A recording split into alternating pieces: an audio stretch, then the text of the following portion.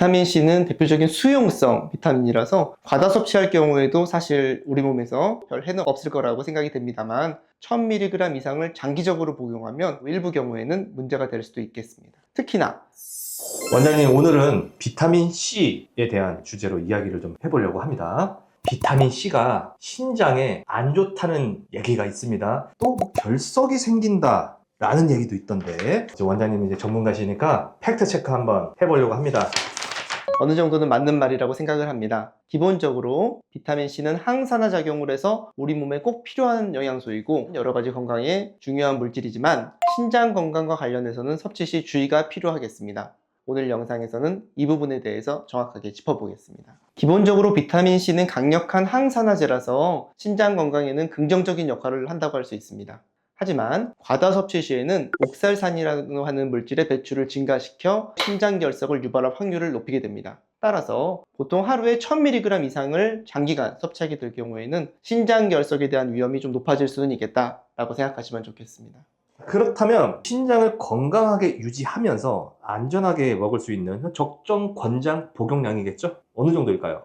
성인의 하루 권장량은 100mg에서 200mg 정도로 알려져 있습니다. 하지만 비타민C는 대표적인 수용성 비타민이라서 과다 섭취할 경우에도 사실 우리 몸에서 필요 이상의 양은 신장으로 배설되기 때문에 일반적으로 문제가 없어서 최대 500mg까지는 큰 문제 없이 섭취하셔도 별 해는 없을 거라고 생각이 됩니다만 1000mg 이상을 장기적으로 복용하면 일부 경우에는 문제가 될 수도 있겠습니다.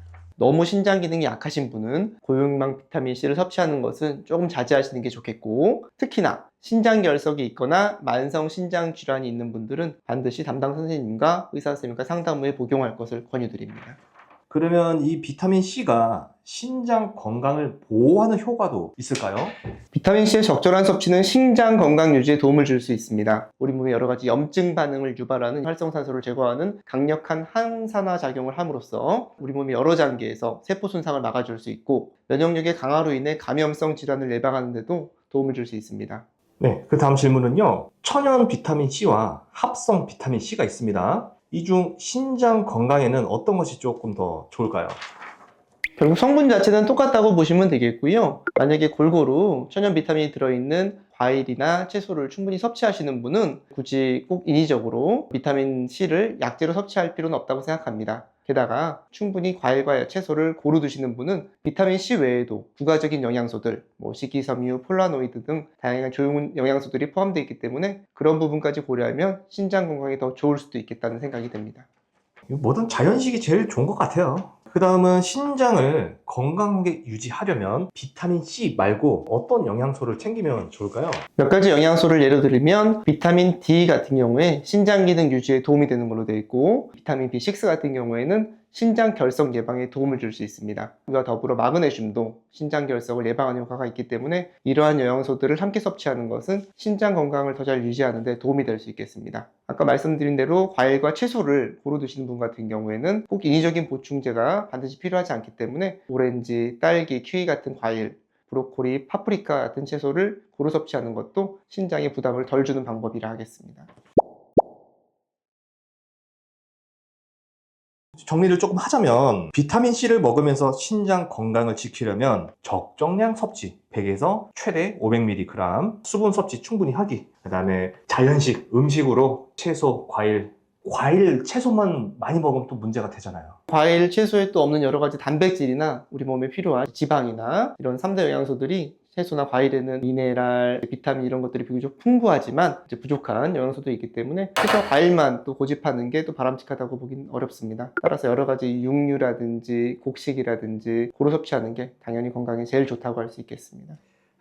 개인적으로 저희 와이프가 이 영상을 봐야 돼요. 고기를 안 먹습니다.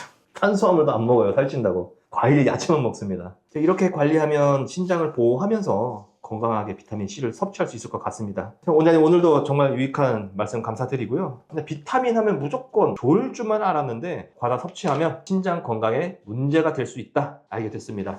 사실 비타민이란 거는 근원이 필수적이라는 단어에서 이제 파생되는 단어라고 생각하시면 좋겠는데 우리 몸의 필수적인 물질이기 때문에 비타민이라고 이름이 지어졌습니다. 저도 매일 비타민을 복용합니다. 하지만 골고루 아까 말씀드린 음식들을 섭취하시는 분은 인위적인 비타민의 복용이 필수라고 생각이 들지는 않고요. 다만 식생활의 한계로 인해 충분히 골고루 내가 영양소를 섭취하지 못하는 상황이다 라고 생각하시면 강력한 항산화제인 비타민C를 포함한 과량이지 않은 선에서 비타민을 적정량 복용하시는 것은 저는 권장할 만한 행동이라고 생각합니다. 신장을 비롯해서 기저질환이 있는 분 같은 경우에는 담당 의사 선생님과 한 번 더 상의하고 드시면 좀 더 안전하리라고 생각이 됩니다. 감사합니다.